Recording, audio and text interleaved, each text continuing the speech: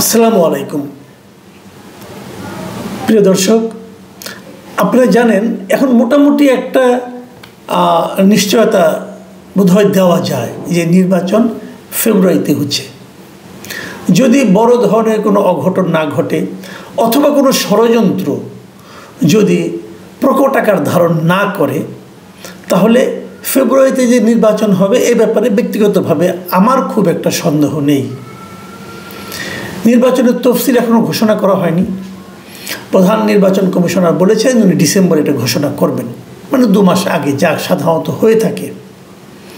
নির্বাচনের রোডম্যাপ ঘোষণা করা হয়েছে এবং নির্বাচনের জন্য কিভাবে নির্বাচন হবে, নতুন কি কি নিয়ম আগের তুলনায় প্রয়োগ করা হবে, তার জন্য গণপ্রতিনিধিত্ব আদেশ যেটা আছে, মানে আমরা যেটাকে আরপিও হিসেবে চিনি, সেই আরপিওতে নতুন কিছু ধারা ঢোকানোর জন্য অথবা পরিবর্তন করার জন্য নির্বাচন কমিশনের পক্ষ থেকে সরকারের কাছে প্রস্তাব পাঠানো হয়েছে। এই যে প্রস্তাবগুলি পাঠানো হয়েছে এগুলো প্রথমে আইন মন্ত্রণালয়ে যাবে। আইন মন্ত্রণালয়ে ভেটিং হওয়ার পর যদি সেটা যেগুলো গ্রহণ করা যায় সেগুলো উপদেষ্টা পরিষদের সভায় উপস্থাপন করা হবে। সেখানে যদি তারা সবগুলি যে কোটা তারা মানে অনুমোদন করবে, সেগুলো রাষ্ট্রপতির কাছে পাঠাবে একটা অধ্যাদেশ জারির জন্য। অধ্যাদেশ জারি হয়ে গেলে সেই নিয়মের মধ্যে নির্বাচন হবে। এখন প্রশ্ন হলো যে কি কি সংশোধনী নির্বাচন কমিশন আনতে চান। সেখানে অনেকগুলো জিনিস তারা আনতে চান, প্রায় 40-44টার মতো সংশোধনী প্রস্তাব তারা দিয়েছেন। তো সবগুলো নিয়ে আলোচনা করা যাবে না, আমি 2-1টা বিষয় নিয়ে আলোচনা করব, খুব বেশি না। আমি তবে সংক্ষেপে কিছু বলে নিই আপনাদেরকে কয়েকটা প্রস্তাব সম্পর্কে। যেমন আগে জামানত ছিল 20,000 টাকা, সেই জামানত বাড়িয়ে করা হয়েছে 50,000 টাকা। তারপরে আগে অনলাইনে মনোনয়নপত্র জমা দেওয়া যেত, এখন সেটা করা যাবে না, মানে আপনাকে ফিজিক্যালি যে হাজির হয়ে মনোনয়নপত্র জমা দিতে হবে। এতে কিন্তু সংঘাত বাড়বে। সংঘাত বাড়বে এই কারণে যিনি যেতে চাইবেন কেউ তাকে বাধা দিতে চাইবেন, এটা নিয়ে একটা ঝামেলা কিন্তু হতে পারে, অথবা রাস্তায় কাউকে অ্যাটাক করা হতে পারে। এই যে এটা আমার কাছে মনে হয় খুব একটা ভালো বিধান হয়নি। যেটা নাকি জামানত যেটা বাড়ানো হয়েছে ওটাও আমার কাছে পছন্দ হয়নি। জামানত 50,000 টাকা করতে হবে কেন? এটা তো কোনো প্রয়োজন নেই। আবার নির্বাচনী ব্যয়, এই ব্যয়টাও আমার কাছে মনে হয়েছে বাড়ানো হয়েছে এই কারণে ওরা ধরে বলেছেন যে প্রতি ভোটারের জন্য 10 টাকা হারে আপনি নির্বাচনী ব্যয় করতে পারবেন। তার মানে যদি 10 টাকা হয়, যদি 3 লাখ ভোটার হয় একটা এলাকার, তাহলে সেখানে আপনি 30 লাখ টাকা পর্যন্ত মিনিমাম ব্যয় করতে পারবেন। এটা অনেক টাকা ভাই। তাহলে এতে হচ্ছে কি কেবল ধনীরাই প্রার্থী হতে পারবে, গরিবদের আর নির্বাচন করার শখ থাকলেও কাজ হবে না। তো এইগুলি ভালো না, আমার কাছে এগুলো পছন্দ হয়নি। আবার কেউ যদি কোনো প্রতিষ্ঠানের কাছ থেকে অনুদান নিতে চায় তাহলে 50 লাখ টাকা পর্যন্ত সর্বোচ্চ অনুদান নিতে পারবে। তবে এখানে আরেকটা ইন্টারেস্টিং একটা নিয়ম করা হয়েছে যেটা আমার কাছে পছন্দ হয়েছে, যে 50,000 টাকার বেশি অনুদান নিতে গেলেই সেটা ব্যাংকের মাধ্যমে নিতে হবে। এগুলো ভালো। আবার নির্বাচনের দিন সশস্ত্র বাহিনী বিনা পরোয়ানায় গ্রেপ্তারের ক্ষমতা রাখবে, এটা ভালো মন্দ দুই দিকে আছে। এবং যে জিনিসটা নিয়ে আপত্তি উঠতেই পারে সেটা হলো যে আন্তর্জাতিক অপরাধ ট্রাইব্যুনালে যদি কারো বিরুদ্ধে অভিযোগ থাকে তাহলে তিনি নির্বাচনে অংশ নিতে পারবেন না। এটা আমি মনে করি এটা খুবই খারাপ একটা মানে দৃষ্টান্ত হচ্ছে। কারণ এই মুহূর্তে আন্তর্জাতিক অপরাধ ট্রাইব্যুনালে যদি কারোর নামে অভিযোগ থাকে, সেই অভিযোগ তো প্রমাণ হতে হবে। অভিযোগ থাকা মানেই যে সে অপরাধী তা কিন্তু নয়। অভিযোগ অনেকের বিরুদ্ধে থাকতে পারে, যদি অভিযোগ থাকা মানেই অপরাধী হয় তাহলে তো বিচারের কোনো দরকার পড়ে না, তাহলে তার শাস্তি দিয়ে দিলেই হয়। কাজেই অভিযোগ থাকলেই সে নির্বাচনে অংশ নিতে পারবে না, এই জিনিসটা আমার কাছে মনে হয়েছে যে এটা একদমই একটা মানে মূর্খতা মিশ্রিত একটা সিদ্ধান্ত বলে আমি মনে করি। আবার আরেকটা বলেছে যে ফেরারি আসামিদের নির্বাচনে অযোগ্য ঘোষণা করতে হবে। এটা আমার কাছে মোটামুটি গ্রহণযোগ্য মনে হয়েছে। ফেরারি আসামি বলতে কি, মনে করেন কারোর বিরুদ্ধে অভিযোগ আছে, কোনো মামলা আছে, সেই মামলায় একটা চার্জশিট দিয়েছে পুলিশ চার্জশিট দেওয়ার পর আদালত তাকে হাজির হতে বলেছে কিন্তু সে হাজির হয়নি, তাহলে সে ফেরারি আসামি। এবং সেক্ষেত্রে আবার আদালতকে আবার এই ব্যাপারে পত্রিকা বিজ্ঞাপন দেওয়ার কিছু ধাপ আছে। যে এগুলি ফেরারি আসামি নির্বাচন করার অধিকার থাকা উচিত না, এটা আমিও মনে করি। ঠিকই আছে। যেটা নিয়ে আমার সবচেয়ে বেশি আপত্তি, যেটা নিয়ে আমি একটু আলোচনা করব, সেটা হলো গিয়ে যে না ভোট। এই নির্বাচনে না ভোট চালু হবে। আমাদের এখানে কিন্তু একসময় না ভোট ছিল 2008 সালে। 2008 সালের নির্বাচনে না ভোটের একটা প্রচলন ছিল। ওই সময় যিনি ইলেকশন কমিশনার ছিলেন যারা, তারা একটা না ভোটের প্রচলন করেছিলেন। না ভোট হলে এরকম, ধরা যাক একটা ব্যালট পেপারে 10 জন প্রার্থী আছে, তো 10 জন প্রার্থী থাকার পর সেখানে আসলে অপশন থাকবে ভোটারের জন্য 11টা।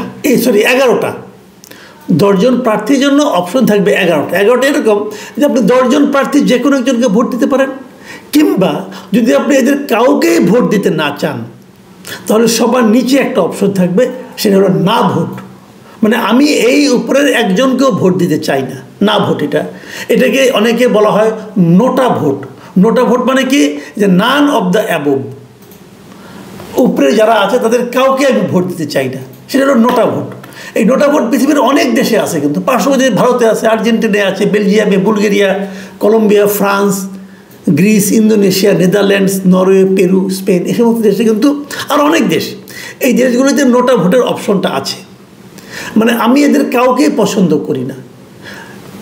আমাদের এখানে না ভোটের অপশন রাখা হয়েছে, ইলেকশন কমিশন এই জন্য একটা প্রস্তাব দিয়েছেন, কিন্তু এটা বড় অদ্ভুত কেন?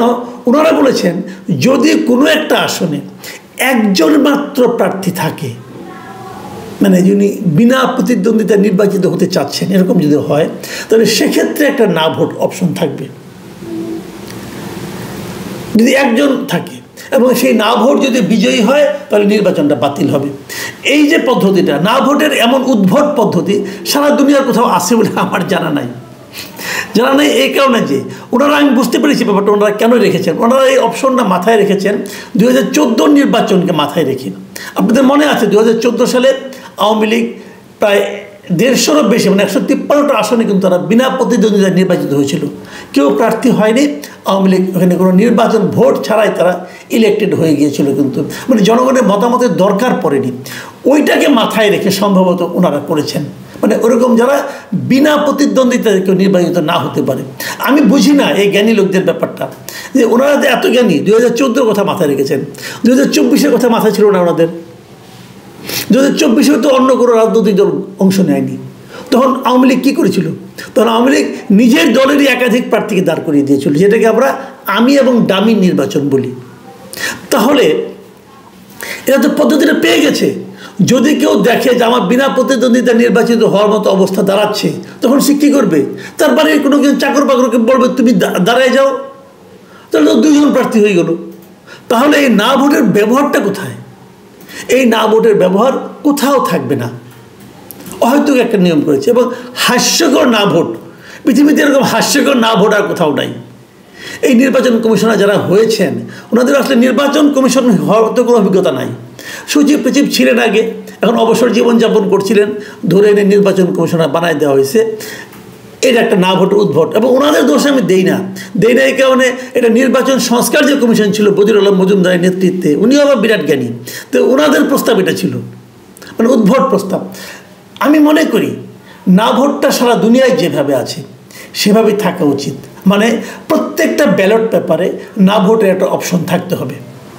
কিন্তু আমি এটাও নিশ্চিত জানি যে এইবার সেটা তারা বাস্তবায়ন করবে না।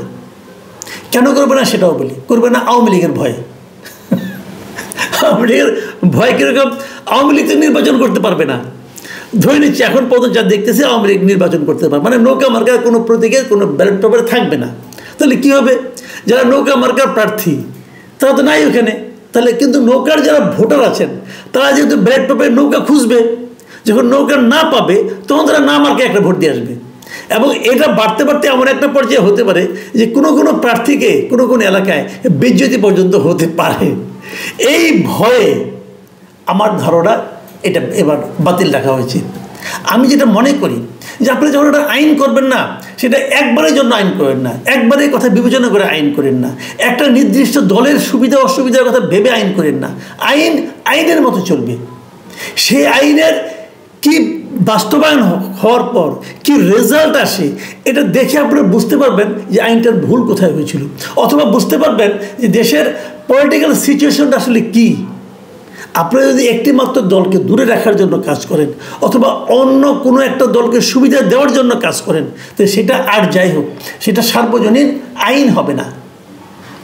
ঠিক এই জায়গাটাতেই আমার অনুরোধ থাকবে সরকারের প্রতি, এবং সংশ্লিষ্ট ব্যক্তিবর্গের প্রতি যে না ভোটটা আপনারা চালু করুন এবং এটা সকল আসনের জন্য চালু করুন। এরকম বিকলাঙ্গ না ভোট আমরা চাই না। আমরা প্রকৃত অর্থেই নোটা ভোট চাই, মানে নান অব দ্য অ্যাবভ।